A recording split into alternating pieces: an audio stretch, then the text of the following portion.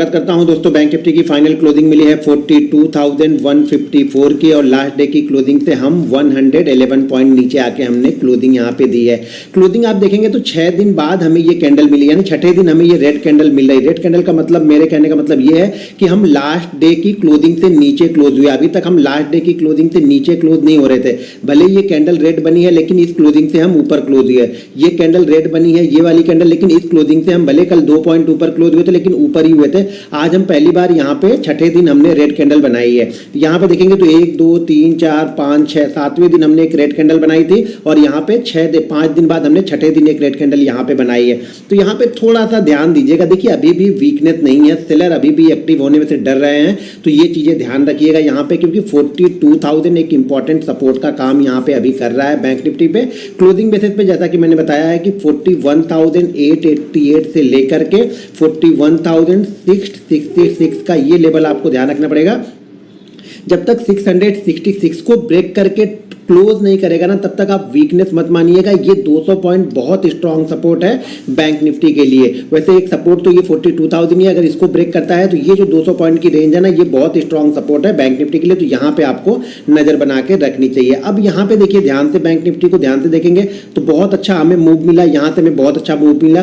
2-3 दिन हमने यहाँ पे कंसोलिडेट किया और कंसोलिडेट के बाद हम ऊपर निकले। यहाँ से देखेंगे तो हमें बहुत अच्छा मूव मिला। अब हम यहाँ पे कंसोलिडेट कर रहे हैं और कंसोलिडेशन के बाद अगर हम बाहर निकलेंगे यहाँ से तो हमारा जो टारगेट होगा वो यहाँ पे 43,200 और उसके बाद 43,888 का। एक नज़र आप यहाँ पर भी बना के रखिएगा। जब इस तरह के पैटर्न बनते हैं, मार्केट जब इस तरीके से चलता है ना, तो ये जब भी ये ट्रेंड लाइन को ब्रेक करता है ना तो बहुत अच्छा मूव देता है। यानी एक छोटा सा देखेंगे तो फ्लैग पैटर्न बना हुआ है। जब भी ट्रेंड लाइन को ये ब्रेक करके ट्रेड करेगा ना, तो पहली कोशिश करेगा कि जो पिछला हाई इसका लगा है उस हाई को ये टेस्ट करे और इसके ऊपर अगर सस्टेन करता है तो फिर धीरे धीरे करके ये ऊपर निकलता है। इसी तरह के पैटर्न बनते हैं जब मार्केट एक अच्छे ट्रेंड के, अच्छे ब्रेकआउट के बाद अप ट्रेंड में चलता है। तो इस तरह के जो भी पैटर्न बनते हैं कंटिन्यूअस पैटर्न है। जैसे इसको ब्रेक करेगा मार्केट एक नए हाई की तरफ वापस जाएगा। नए हाई का मतलब इस हाई को ब्रेक करते हुए ऊपर की साइड में निकलेगा। अब चलिए हम 15 मिनट के चार्ट पे देखते हैं कि कल हमारी एक्सपायरी है तो बैंक निफ्टी को हम किस तरीके से ट्रेड कर सकते हैं और क्या इंपॉर्टेंट लेवल होंगे। दोस्तों अब मैंने यहाँ पे 15 मिनट का चार्ट लगा लिया और 15 मिनट का चार्ट जो है मैंने अपने लर्निंग ग्रुप में सुबह सुबह पोस्ट किया था। जो हमारे ट्रेडिंग ऐप से जुड़े हैं उनको पता होगा कि ये मैंने बताया था कि जब तक अब ये इसको ब्रेक नहीं करेगा ना तब तक मूवमेंट नहीं आएगा। एक चीज ध्यान रखिएगा, इसको ब्रेक करेगा, इस ट्रेंड लाइन को मार्केट ब्रेक करेगा तभी वो मार्केट में वो मोमेंटम आएगा। फिर इसको ये 600 और 650 के आसपास तक लेके जाएगा।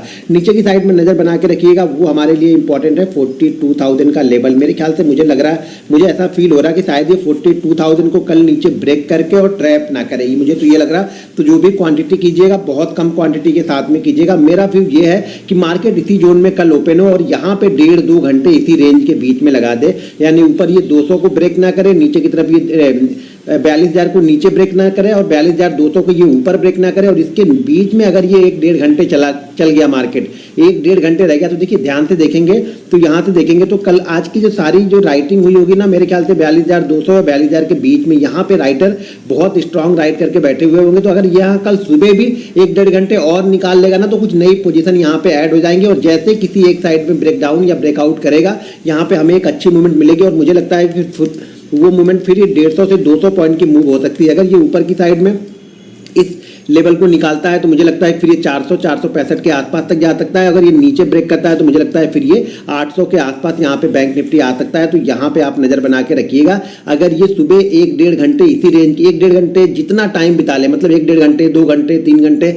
जितना ज्यादा टाइम बिताएगा उतनी पॉसिबिलिटी ज्यादा हो जाएगी कि जैसे इस लेवल के ऊपर टिकेगा। ध्यान रखिएगा, अगर ज्यादा टाइम बिता लिया 1.5-2 घंटे तो इस लेवल के ऊपर थोड़ी देर टिकने दीजिएगा, 5-7 मिनट, तभी आप यहाँ पे बाइंग कीजिएगा। या इस लेवल के नीचे थोड़ी देर यहाँ पे बने रहने दिएगा तो ही आप इसको सेल कीजिएगा बैंक निफ्टी को। अब मान लीजिए बैंक निफ्टी कल कोई गैप अप या गैप डाउन ओपन हो जाता है। मान लीजिए गैप अप ओपन होता है 300 और 400 वाली रेंज में। देखिए कल भी मैंने ये 2 चीजें बताई थी कि अगर इसको गैप अप ओपन होना है 400 और 500 वाली रेंज में, टाइम पास करेगा, ऊपर ब्रेक करेगा, तब मैं बाइंग करूंगा। नीचे की साइड मैंने बताया था कि ये 200 और 300 की रेंज में ओपन होगा और इसके बीच में ट्रेड करेगा और नीचे ब्रेक करेगा तो मैं यहाँ पे सेल करूंगा। छोटा मैंने कल बताया था छोटे छोटे मूव के लिए जाना, अभी बड़े मूव का चांस नहीं है। कल भी बड़ा मूव अब नहीं ले सकते हैं, छोटे मूव के लिए जाना है। कल भी बड़ी क्वांटिटी ट्रेड नहीं करना है, छोटी छोटी क्वांटिटी ट्रेड कीजिए। बड़ा मार्केट जब बनेगा या मार्केट जब इस ट्रेंड लाइन, ये वाली जो ट्रेंड लाइन है ना, मेन ट्रेंड लाइन ये वाली है, ध्यान रखिएगा, जब मार्केट इस ट्रेंड लाइन के ऊपर सस्टेन करेगा ना तभी एक बड़ा मूव आएगा और बड़ी शॉर्ट कवरिंग यहाँ पे आपको दिखेगी बैंक निफ्टी में, तो यहाँ पे नज़र बना के रखिएगा।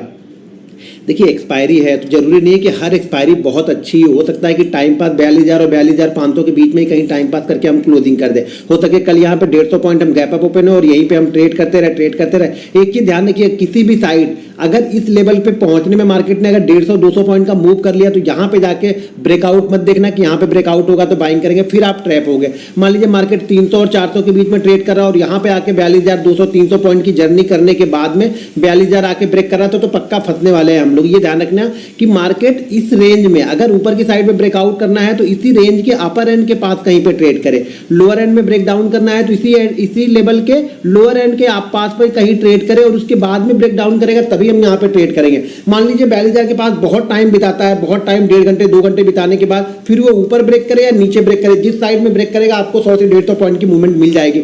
छोटे मूव को पकड़ो, अभी आपको छोटे मूव भी मिलेंगे, बड़ा मूव तब मिलेगा जब हम 42,555 के ऊपर टिकेंगे या फिर 41,666 के नीचे टिकेंगे, तभी हमें बड़ा मूव मिलेगा। इसके बीच में आपको 100 पॉइंट 150 पॉइंट 80 पॉइंट इस मूव के लिए अगर प्ले करोगे तब तो आप ट्रेडर हो, नहीं तो आप शांति से बैठे रहो। बड़ा मूव के लिए थोड़ा सा इंतजार करना पड़ेगा। दोस्तों अगर वीडियो पसंद आए तो वीडियो को लाइक और शेयर जरूर कीजिए।